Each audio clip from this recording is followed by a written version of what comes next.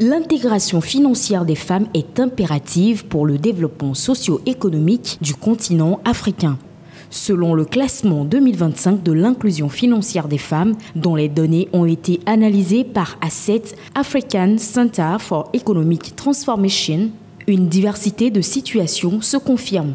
En effet, une analyse comparative des nations africaines en matière d'inclusion financière des femmes met en lumière des disparités significatives. Des pays comme l'Afrique du Sud, le Kenya ou encore la Namibie ayant développé un système financier numérique ont su tirer parti de l'innovation technologique pour étendre l'accès aux services financiers aux femmes. A l'inverse, d'autres pays africains comme la Sierra Leone, le Niger ou le Soudan du Sud démontrent une inclusion financière des femmes plus faible.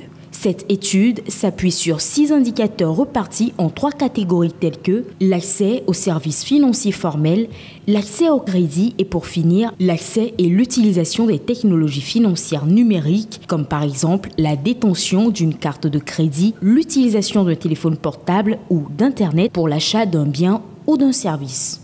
Dans le classement, le Togo se positionne à la 20e place avec un score de 39,2, clairement en dessous de la moyenne. Cette place prouve que le Togo est encore confronté à des défis structurels qui freinent l'inclusion financière effective de sa population féminine. Le pays doit poursuivre et intensifier les réformes visant à lever les obstacles spécifiques rencontrés par les femmes au niveau financier. Notons que si certains ont démontré leur capacité à innover et à mettre en place des politiques efficaces, d'autres doivent redoubler d'efforts en matière d'accès et d'usage des services financiers aux femmes.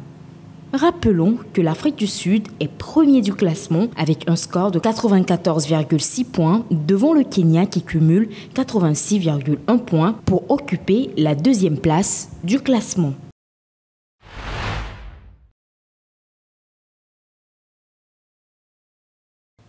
Elles sont le plus souvent victimes de discrimination, de préjugés, de persécutions et d'agressions.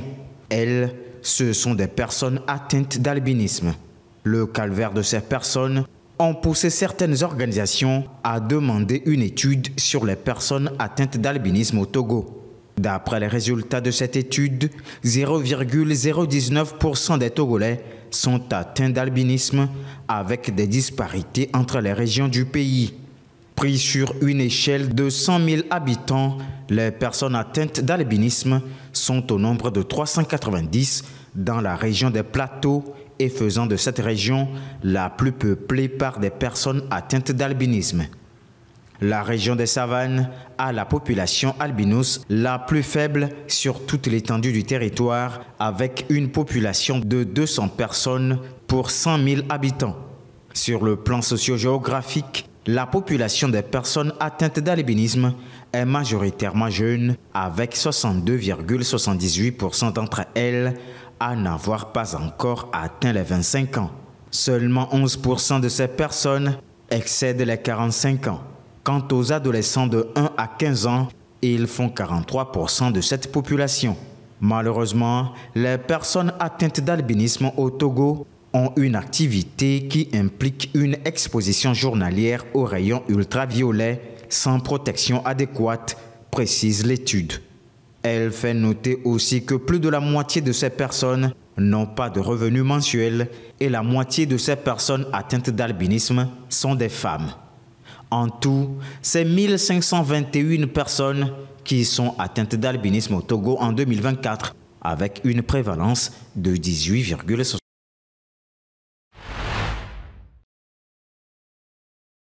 En 2024, plusieurs communes dans la région des Savanes ont décidé d'interdire la commercialisation et la consommation de l'alcool local appelé Solabi. Il s'agit d'une mesure visant à contrer les effets néfastes de ces produits pour la plupart frelatés. Un an après l'entrée en vigueur de cette mesure et surtout face à la prolifération des boissons frelatées et d'autres substances psychotropes qui continuent dans la région, les autorités locales ont mené une opération d'envergure. En effet, l'opération a consisté en la destruction publique le samedi dernier de plus de 180 contenants, notamment 50 fûts et 131 bidons de Solabi, des boissons énergisantes et autres produits illicites. Selon les autorités locales, Avec à leur tête le gouverneur Achade Diafo, il ne s'agit pas d'une mesure punitive, mais plutôt d'une mesure consistant à la préservation de la santé de la population. Une série de mesures ont été adoptées à Lomé pour réduire le coût jugé prohibitif des billets d'avion dans la sous-région ouest-africaine. Le 9 mai dernier, les parlementaires de la CEDEAO ont plaidé pour la suppression de 4 taxes spécifiques qui rendent les billets plus chers dans la zone. Il s'agit de la taxe sur les billets, la taxe touristique, la taxe de solidarité et la taxe sur les voyages à l'étranger. En dehors de ces taxes à supprimer, les parlementaires ont préconisé une réduction de 25% des redevances appliquées aux services, aux passagers et à la sécurité aéroportuaire. Selon les ministres des Transports de la sous-région, ces différentes taxes et redevances représentent à elles seules près de 50% du coût total des billets, paralysant ainsi la compétitivité des compagnies aériennes. Ces mesures sont programmées à entrer en application à partir de janvier 2026. Un comité de suivi a aussi prévu pour accompagner la mise en œuvre de toutes ces mesures et d'assurer leur conformité avec les standards de l'Organisation de l'aviation civile internationale.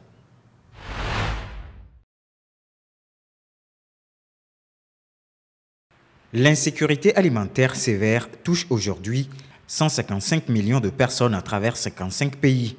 Malgré les progrès réalisés au cours des dernières décennies, de nombreuses populations de la région ouest-africaine restent vulnérables à l'insécurité alimentaire en raison de facteurs tels que la pauvreté, les conflits, les changements climatiques et les pratiques agricoles non durables. C'est dans cette perspective que le Conseil de surveillance du Fonds régional pour l'agriculture et l'alimentation, FRA, de la Communauté économique des États de l'Afrique de l'Ouest, a validé son plan de travail et son budget pour la période 2025-2027 à Lomé. Le nouveau rapport indique aussi que le nombre de personnes n'ayant pas un accès régulier à des aliments sains et nutritifs devrait atteindre 48 millions pendant la période de soudure de juin à août 2023, soit un quadruplement au cours des 5 dernières années. Les résultats confirment également une tendance à long terme vers une expansion géographique de l'insécurité alimentaire dans la région. Selon les dernières estimations du cadre harmonisé, environ 49,5 millions de personnes pourraient être confrontées à l'insécurité alimentaire au cours de la prochaine période de soudure, une situation exacerbée par le poids du Nigeria qui concentre plus de 60% des populations à risque. Face à cette urgence, le FRA entend consolider ses acquis et coordonner de manière plus étroite les interventions régionales. La région fait face à une croissance démographique rapide, une urbanisation accélérée et une dégradation continue des terres agricoles. Autant de facteurs qui exercent une pression croissante sur les systèmes alimentaires locaux. Parallèlement, les changements climatiques amplifient la variabilité des précipitations, intensifiant la fréquence des sécheresses et accroissent les phénomènes météorologiques extrêmes. Ces conditions climatiques extrêmes menacent directement la production agricole et exacerbent l'insécurité alimentaire parmi les populations les plus vulnérables. « 49 Sud-Africains blancs ayant bénéficié du statut de réfugiés aux États-Unis vont atterrir ce lundi à l'aéroport international de Dulles, près de Washington. Cette première vague a décollé de Johannesburg dimanche à bord d'un avion affrété par l'administration Trump dans le cadre de l'initiative du président américain visant à réinstaller les Afrikaners. Donald Trump accuse le gouvernement sud-africain de discrimination raciale envers les descendants des premiers colons européens. Des allégations rejetées en bloc par l'Afrique du Sud qui dénonce l'ingérence des États-Unis dans sa politique interne. Les tensions raciales s'accroissent en Afrique du Sud autour des questions de terre et d'emploi, alors que Pretoria mène des réformes foncières pour une meilleure répartition des terres. La minorité blanche représente un peu plus de 7% de la population, mais possède 72% des terres agricoles, selon les chiffres du gouvernement sud-africain. Des négociations directes entre la Russie et l'Ukraine, voire un sommet entre Poutine et Zelensky, pourrait-il avoir lieu dès cette semaine? C'est en tout cas ce qu'a annoncé le président ukrainien.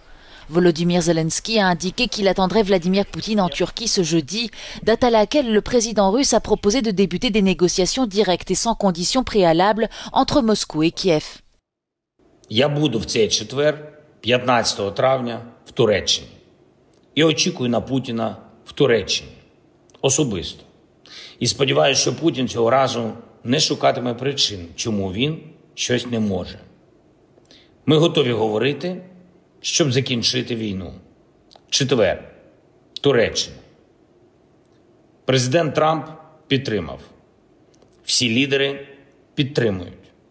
Ces déclarations interviennent à l'issue d'un week-end d'intenses manœuvres diplomatiques à l'initiative des Européens pour tenter de sortir de l'impasse des tractations indirectes menées jusqu'ici par les États-Unis.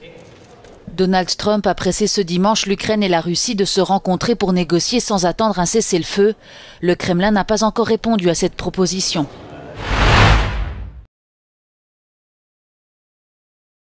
Les États-Unis et l'Iran ont achevé un 4e cycle de négociations visant à résoudre le différend qui les oppose depuis des décennies sur le programme nucléaire de Téhéran. Les pourparlers menés sous la médiation d'Oman visent à limiter les activités nucléaires de l'Iran en échange de la levée des sanctions économiques imposées par les États-Unis. مذاکرات بسیار جدی‌تر و صریح‌تری بود. ما مقدار زیادی از فضاهای کلی الان فاصله گرفتیم، وارد موارد جزئی‌تر شدیم. خب در این شرایط مذاکرات دشوارتر هم میشه. Cette déclaration intervient alors que le président américain se rendra au Moyen-Orient cette semaine. Depuis son retour à la Maison-Blanche, Donald Trump a haussé le ton vis-à-vis de l'Iran, exerçant une pression maximale, notamment sur son secteur pétrolier. Il a également menacé à plusieurs reprises d'avoir recours à des moyens militaires contre Téhéran si un accord n'était pas conclu. De son côté, l'Iran souhaiterait la levée des sanctions et la reconnaissance de son droit à l'énergie nucléaire à des fins pacifiques.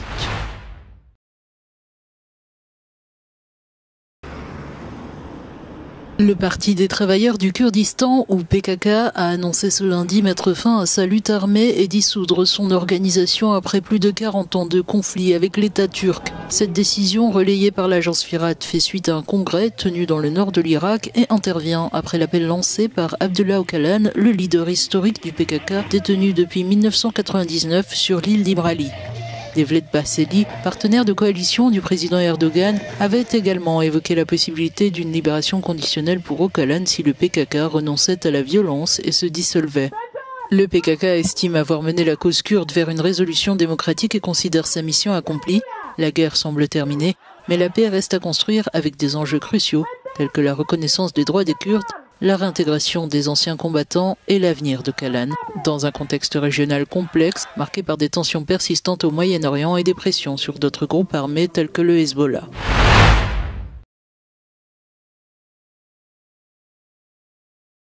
La Chine et les États-Unis mettent de l'eau dans leur vin. Engagés dans un bras de fer commercial, les deux géants annoncent la suspension des droits de douane pour une période de 3 mois. L'annonce a été faite lundi après des négociations entre responsables chinois et américains le week-end à Genève. La période de répit débute mercredi 14 juin. Nous sommes parvenus à un accord sur une période de 90 jours.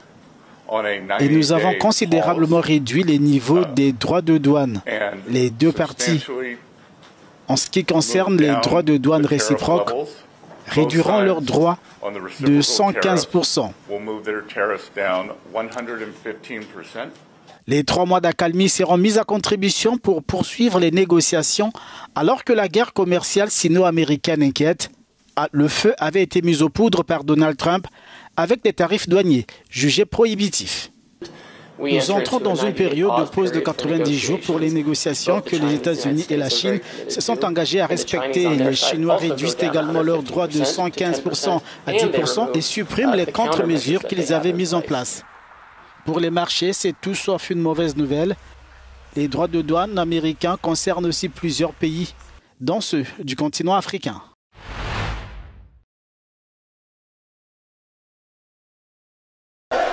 Des centaines de supporters du FC Barcelone ont envahi Las Ramblas dimanche pour célébrer la victoire 4-3 contre le Real Madrid. Mené 2-0 après 2 buts rapides de Kylian Mbappé, le Barça a renversé la situation, prenant ainsi une avance cruciale pour le titre de champion d'Espagne. Il est très important pour le Barça de remporter 2 titres cette saison. Cela fait quelques années que nous ne gagnons pas beaucoup. Mais 2 titres, c'est bien.